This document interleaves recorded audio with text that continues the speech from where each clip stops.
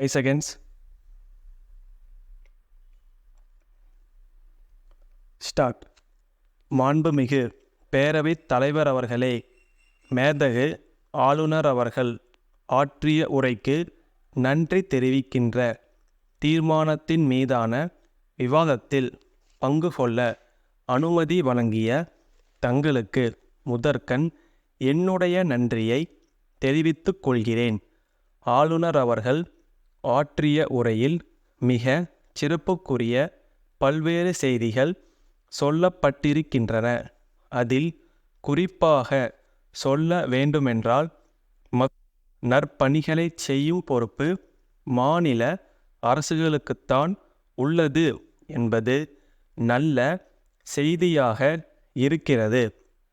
இதன் மூலம் சேவை வரி விதிக்கும் அதிகாரம் என்பது மாநிலங்களுக்கு வழங்கப்படும் நிலைமை உருவாகியுள்ளது. இதனை நம்முடைய அரசாங்கம் விரைவில் செயல்படுத்த வேண்டுமென்று கேட்டுக்கொள்கிறேன். கால்நடை வளத்தை பெருக்க ஊக்கம் அளிக்கப்படும் என்று ஆளுநர் அவர்கள் கோடிட்டு காட்டியுள்ளார்.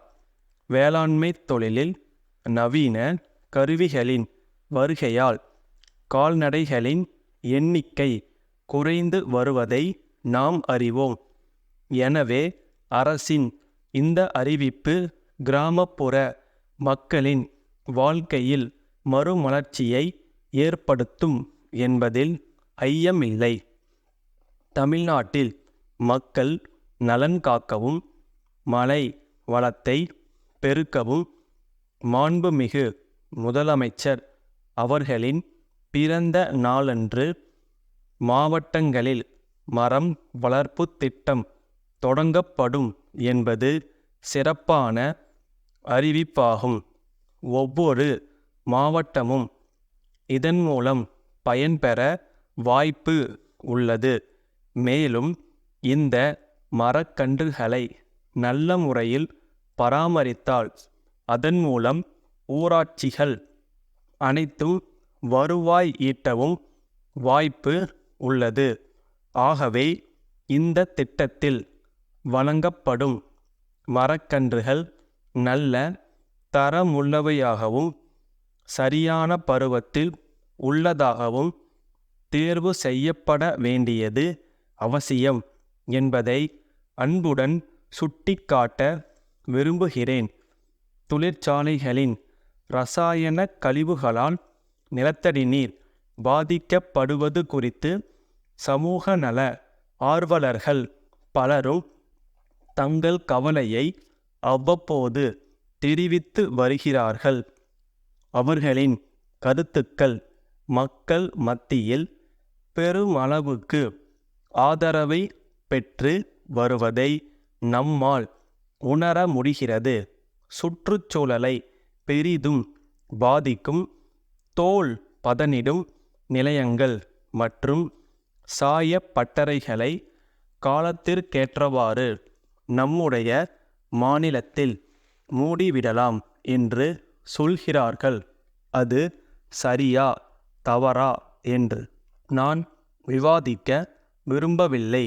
ஆயினும் இது குறித்து நாம் கட்சி வேறுபாடின்றி கலந்தாலோசிக்க வேண்டியது மிகவும் அவசியம் என்பதை இந்த சந்தர்ப்பத்தில் நான் வலியுறுத்த விரும்புகிறேன்.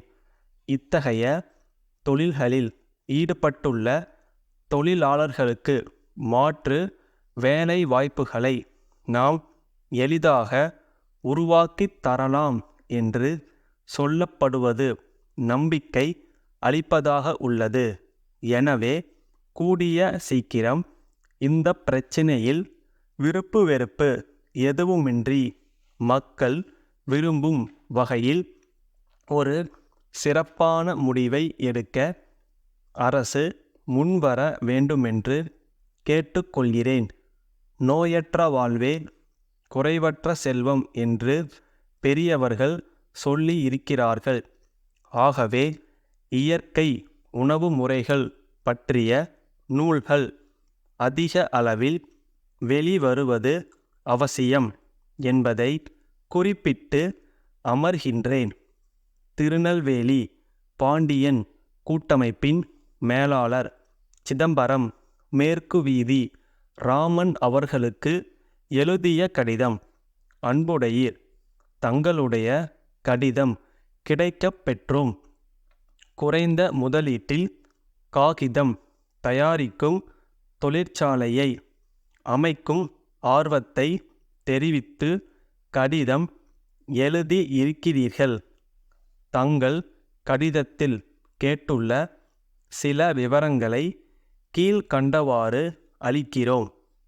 தமிழகத்தில் காகித தொழிற்சாலைகளை அமைப்பதற்கான வாய்ப்புகள் அதிகமாகவே உள்ளன என்பதை தங்களுக்கு முதலில் தெரிவிக்க விரும்புகிறோம்.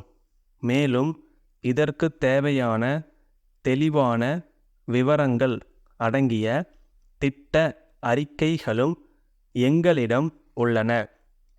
முன்பெல்லாம் தொழில்நுட்ப ஆலோசனை என்றாலே அரசுத் துறைதான் வழங்க வேண்டும் என்ற நிலை இருந்தது.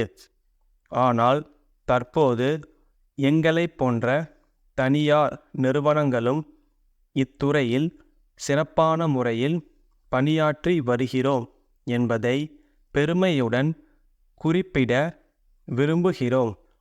தொழில் வளர்ச்சிக்கு பாடுபட்டு வரும் எங்களுடைய பணிக்கு நல்லாதரவு அளிக்க வேண்டுமென்று கேட்டுக்கொள்கிறேன்.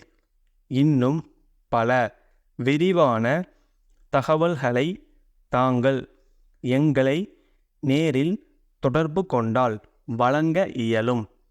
தங்கள் வரவினை எதிர்பார்த்து காத்திருக்கிறோம். தங்கள் நம்பிக்கையுள்ள ஸ்டாப்.